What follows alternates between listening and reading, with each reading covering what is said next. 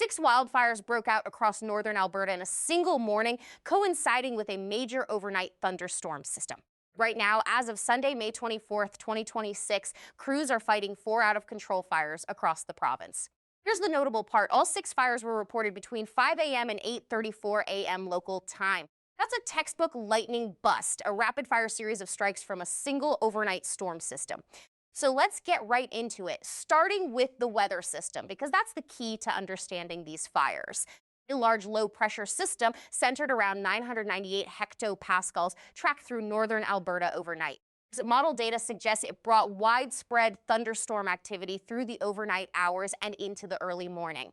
And what's notable is that this wasn't an isolated afternoon storm, it was a sustained overnight system. This was a sustained convective system covering much of central and northeastern Alberta through the overnight hours. So according to ECMWF model data, at 1 a.m., lightning activity was blanketing the entire central and northeastern part of the province. We're talking Fort McMurray, Slave Lake, Wabasca des Marais, Lac La Biche, Athabasca. Now, here's what made this particularly dangerous. The overnight temperatures were significantly elevated for this time of year. Fort McMurray was sitting at approximately 23 degrees Celsius at 1 a.m. Edmonton was at around 24 degrees at the same time. That kind of overnight warmth is what meteorologists call a warm night, and it's a serious concern for fire weather. Temperatures don't drop at night. The atmosphere retains its convective energy, its ability to produce thunderstorms. So instead of the storm system weakening as it normally would after sunset, it just kept going hour after hour. By 3 a.m., the coverage was essentially unchanged. Still a large envelope of lightning activity across central and northeastern Alberta. High Prairie was recording approximately 23 degrees. Manning was at around 21. Slave Lake was still sitting at around 19 degrees. At 3 a.m. in May in northern Alberta, these are figures well above seasonal norms. Now let's talk about the most critical piece of this puzzle, and that is the concept of dry lightning.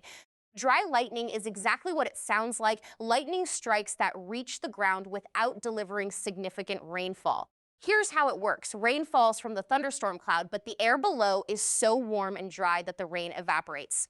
The lightning still makes it to the ground, but the moisture that would put out the resulting fire, that never arrives. And the temperature data from overnight gives us a strong indication of what conditions were like on the ground. At 1 a.m., Fort McMurray was at around 23 degrees with active lightning. By 5 a.m., it had dropped to just 16 degrees. That rapid temperature drop happening alongside the peak lightning activity, that's a cold frontal passage signature. Cold front moves through, temperature crashes, but the lightning keeps firing ahead of and along that advancing boundary. And in the subcloud layer, the air between the storm base and the ground, conditions were very dry. Moisture evaporates before reaching the surface. Strike after strike hits the forest. Little or no rain follows. Now let's walk through the fires themselves, because the timing maps closely onto what we saw in the weather data. The first fire of the day was HWF 06-2026. That's high-level forest area, assessed at 5:07 a.m. At 27 hectares, this is the largest fire of the morning, and it's currently classified as out of control. Location, 5788 degrees north, 116.14 degrees west. That's the northwestern corner of the high-level forest area. This lines up with the leading edge of that cold front at 5 a.m. on the windy data. The front was pushing into that exact region at that exact time, and the fire was there waiting to be lit. It was already at 27 hectares when assessed at 5:07 a.m. The initial assessment time, not the ignition time, giving a sense of how fast conditions were driving growth. Crews are now hitting HWF 026 with a full response. That means immediate aggressive suppression action on the ground and in the air. Next up, SWF 024-2026 out of the Slave Lake Forest area, assessed at 6:36 a.m. This one is 9.6 hectares, and it's being held. That means crews have it contained within a predetermined boundary. Slave Lake coordinates put it at 56.56 north, 113.56 west, right in the heart of the Slave Lake Forest area. This is the lesser Slave Lake region, historically one of the most fire-prone landscapes in the entire province. At 6:36 a.m., the lightning envelope was still active across that region, consistent with dry lightning ignition. Now we move to Fort McMurray, and this is a concern because we have 3 fires in close proximity. MWF 013-2026 was assessed at 6:56 a.m., 0.01 hectares, Fort McMurray Forest area out of control. MWF 015-2026 came in at 8 a.m., 0.1 hectares, same forest area, also out of control, full response. MWF 016-2026 followed 6 minutes later at 8:34 a.m. Point hectares slightly further north at 57.12 degrees north. 3 fires in the Fort McMurray forest area, all within a 2-hour window, all cause under investigation. The timing, 6:56, 8:34, aligns with the tail end of the storm system moving through that area on the ECMWF data. Fort McMurray dropped from around 23 degrees at 1 a.m. all the way down to 14 degrees by 8 a.m. The frontal passage was evident. Now, these 3 MWF fires are small right now, 0.01 to 0.1 hectares, but small fires in active conditions should not be underestimated. Fort McMurray, out of control. Crews will respond aggressively given the area's history, particularly after 2016. The 6th and final fire of the morning is HWF 027-2026, also in the high-level forest area, but way up north. 59.4 degrees north latitude, that puts it very close to the Northwest Territories border. It's 2.3 hectares currently being held. Alberta crews are working it, but this is very remote terrain. Hoist-equipped Mustang helicopters, the province expanded to a fleet of 3 this season, will be critical up there. You simply cannot get ground crews into terrain at 59 degrees north without aerial support in most cases.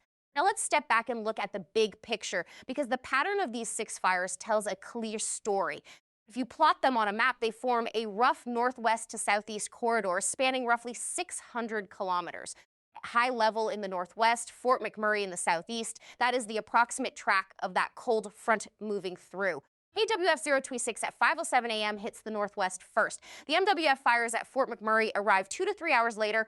The system tracked from northwest to southeast, consistent with a typical Alberta cold front pattern pushing through the region. That is not coincidence. That is a lightning bust following a frontal boundary across the boreal forest of northern Alberta. Now let's talk about what comes next, because the weather story does not end when the morning thunderstorms clear out. By 9 a.m., the windy data shows the system has retreated significantly, considerably weaker than peak overnight. By 11 a.m., only isolated clusters remain, mainly around Wabasca-des-Marais, Lac-La-Biche, and toward Cold Lake. West of a line from Grand Prairie through Fox Creek through Whitecourt, largely clear by mid-morning. Good news there. So here is the danger window that fire crews and emergency managers will be watching closely this afternoon. After a quick-moving storm system like this, you often get a period of rapid drying as the cold air settles in behind. Temperatures will climb back into the low to mid-20s this afternoon. Fort McMurray is forecast to reach around 22 to 24 degrees. The rainfall overnight was scattered and uneven. Some areas got meaningful precipitation. Many areas got almost none.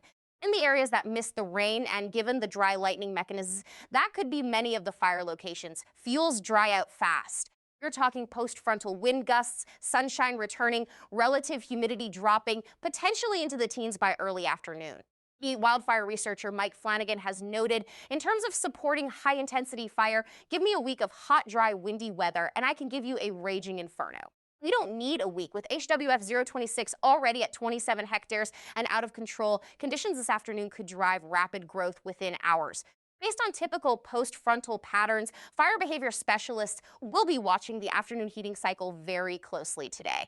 The 3 small Fort McMurray fires are the ones I'll be watching most closely as that afternoon heating kicks in. Now, let me give you a quick regional breakdown for the rest of today across the primary forest areas of northern Alberta. The high-level forest area, home to HWF 027, remains at very high wildfire danger this afternoon. Post-frontal clearing, temperatures recovering to the mid-teens to low 20s, northwest winds 20 to 40 kilometers per hour.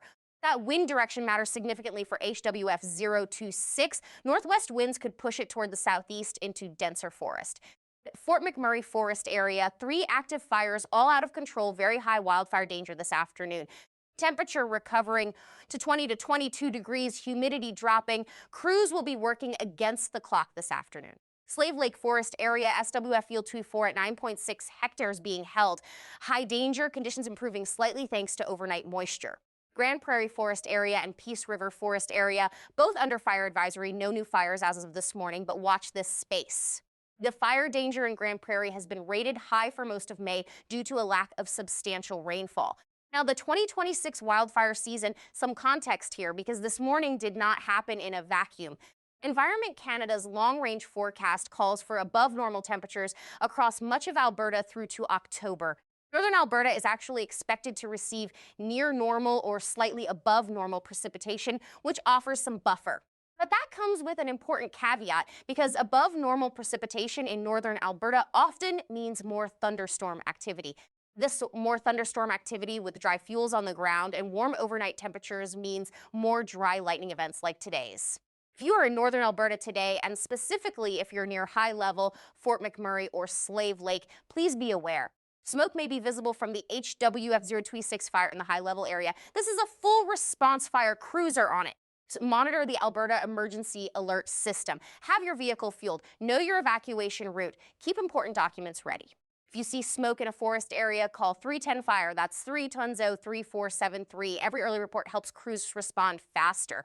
Do not light campfires today, not in the high level area, not in Fort McMurray, not anywhere in northern Alberta. A fire advisory is in effect across the Grand Prairie and Peace River forest areas. All burning requires a valid permit. This is a developing situation. I will be monitoring the afternoon fire behavior reports and any updated aviation weather out of Alberta.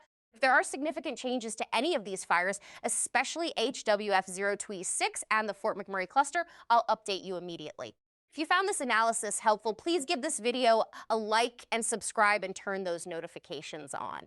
This is exactly the kind of weather event that can escalate quickly, and you want to have the most current information available.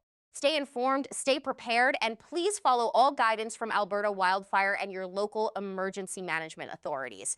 I'll see you in the next one. Stay safe out there, northern Alberta.